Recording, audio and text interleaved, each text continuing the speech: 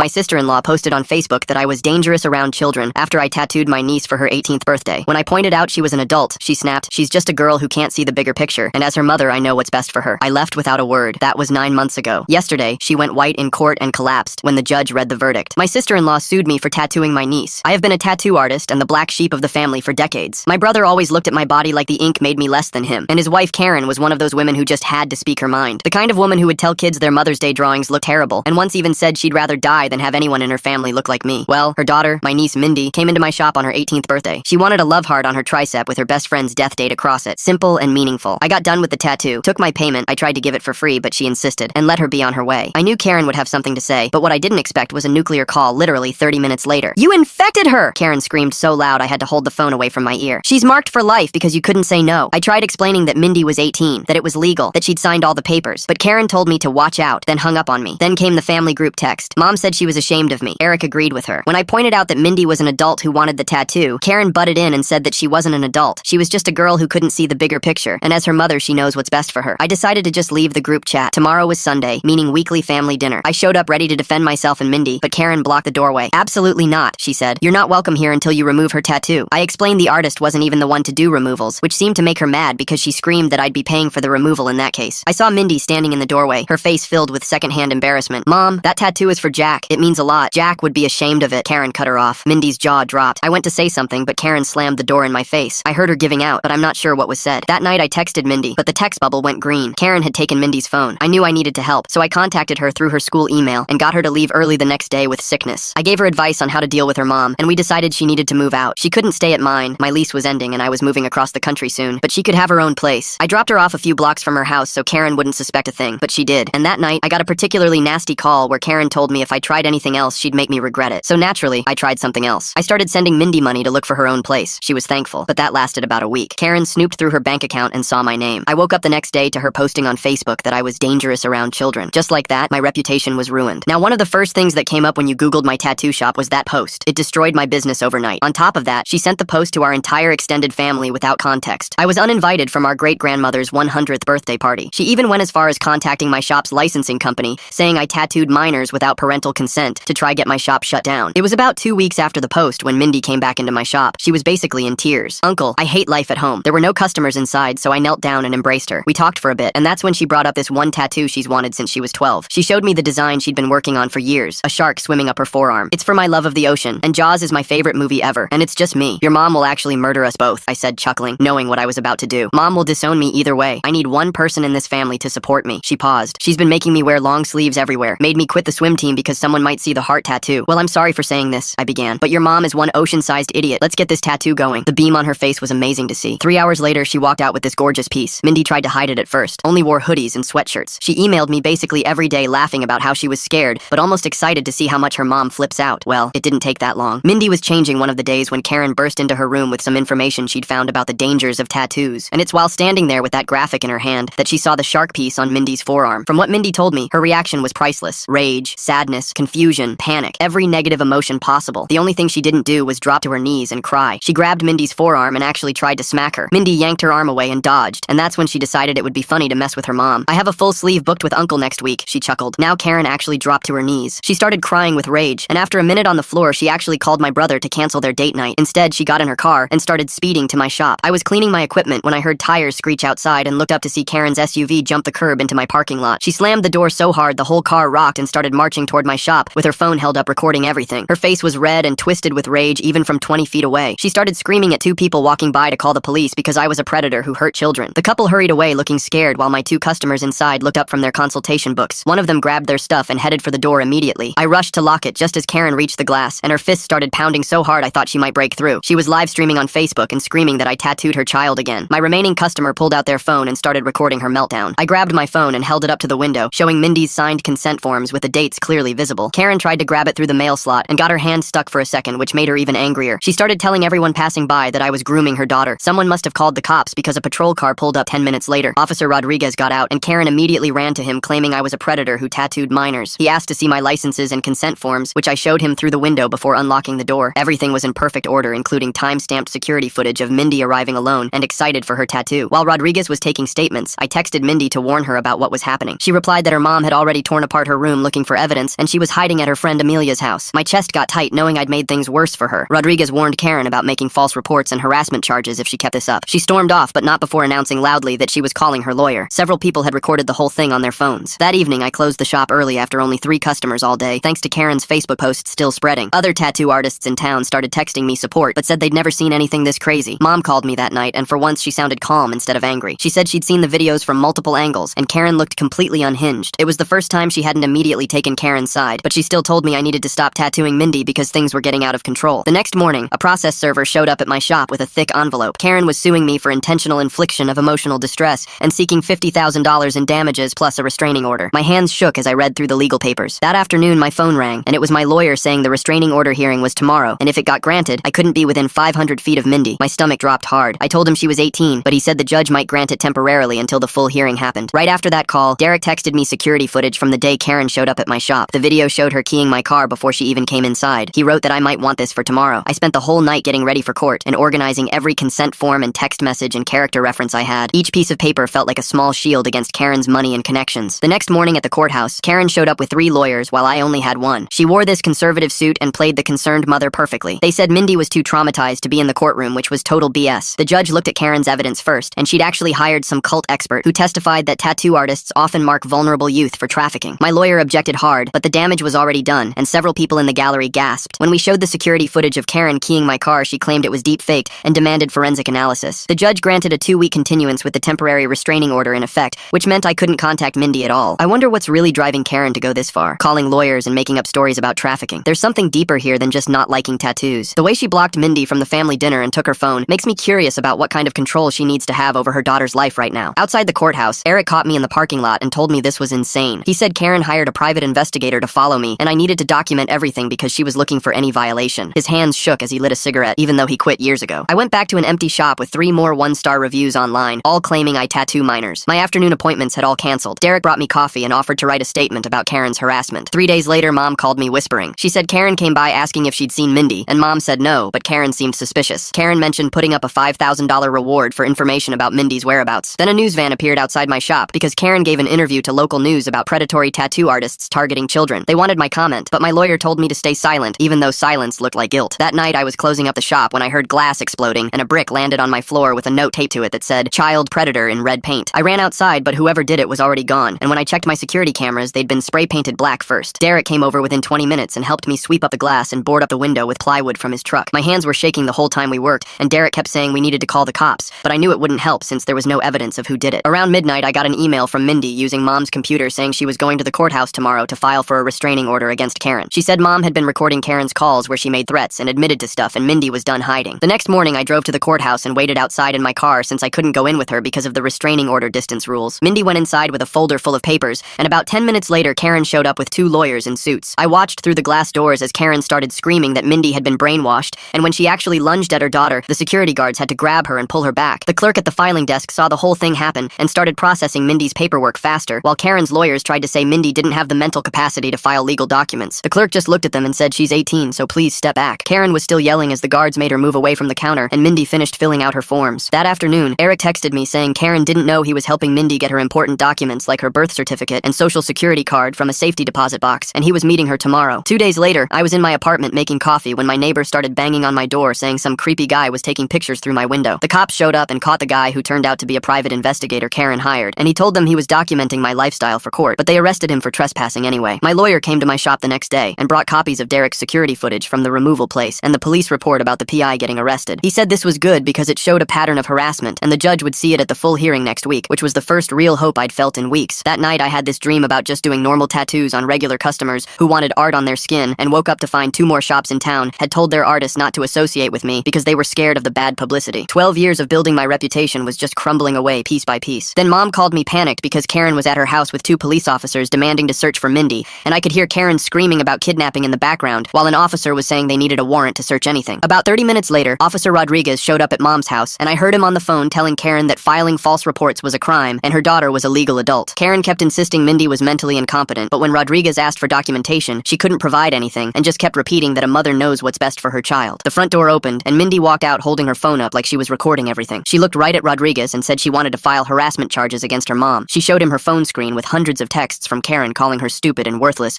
and threatening to send her to a mental hospital. Rodriguez took the phone and started scrolling through the messages while his face got more and more serious. Karen tried to grab the phone, but Rodriguez stepped back and told her that threatening text to her daughter could be criminal harassment. Karen's face went white, then red. Then she started screaming that Mindy was lying and those texts were taken out of context. Eric's car pulled up right then, and he got out looking confused at all the police cars. Karen ran over to him yelling about how I'd turned Mindy against her, but Eric just walked past her toward us. He asked what was happening, and when Rodriguez explained about the harassment charges, Eric's shoulders dropped like he'd been expecting this. Karen grabbed Eric's arm, screaming that he needed to support her, but he pulled away and stepped between her and Mindy. He told Karen she was destroying their family, and this had to stop. I'd never seen Eric stand up to her like that in 20 years of marriage. Karen's mouth opened and closed like a fish, while she stared at Eric like she couldn't believe what she was hearing. She started crying and saying he was choosing Mindy over his own wife, but Eric just shook his head. Rodriguez warned Karen to watch her language when she started calling Mindy names I won't repeat here. Karen screamed something about getting the best divorce lawyer in Portland and stormed off toward her car. Eric actually looked relieved as she drove away with her tires squealing. That evening, we all sat in Mom's kitchen for the first time without Karen in years. Eric kept apologizing and saying he should have stopped her sooner, but the control just got worse every year. Mindy pulled out her laptop and showed us emails from her high school, where Karen had been calling them trying to get Mindy's records changed. She told them Mindy was mentally delayed and needed special supervision, but the principal refused and reported Karen for harassment. The school counselor had even offered to help Mindy file for a restraining order if she needed one. The next morning, my landlord called me at the shop saying Karen had offered him double my rent if he'd evict me. He told her to get lost, but warned me she was also calling my ink suppliers trying to cut off my inventory. 2 of my suppliers had already gotten calls from her claiming I was selling drugs out of my shop. Derek heard about everything and started organizing the other tattoo artists in Portland for a support campaign. Within 2 days, they had photos of my work all over social media with testimonials from happy clients. The hashtag #StandWithInkArtists started trending locally, and people were sharing stories about their own controlling family members. That's when I got an email from a former client who was a lawyer specializing in defamation cases. She said Karen's Facebook posts were definitely actionable and offered to take my case pro bono because she hated bullies. 3 months later, we were finally in court for the full hearing on Karen's restraining order request against me. The courtroom was packed with people Karen had brought from her church group as character witnesses, even though none of them had ever met me. Mindy sat in the gallery looking uncomfortable while Karen kept turning around to glare at her. My lawyer stood up and presented our timeline showing Mindy had turned 18 3 weeks before getting her first tattoo. She showed all the consent forms Mindy had signed and the ID verification we'd done. Karen's lawyer tried arguing about undue influence and said I'd exploited Mindy's grief over Jack's death to manipulate her into getting tattooed. The judge turned his attention to Mindy and asked if anyone had forced her to get the tattoos. She stood up straight in the witness box, and her voice came out clear and strong when she said no one forced her and that they meant something to her, and her mother was trying to control her life and choices. Karen shot up from her seat so fast her chair scraped against the floor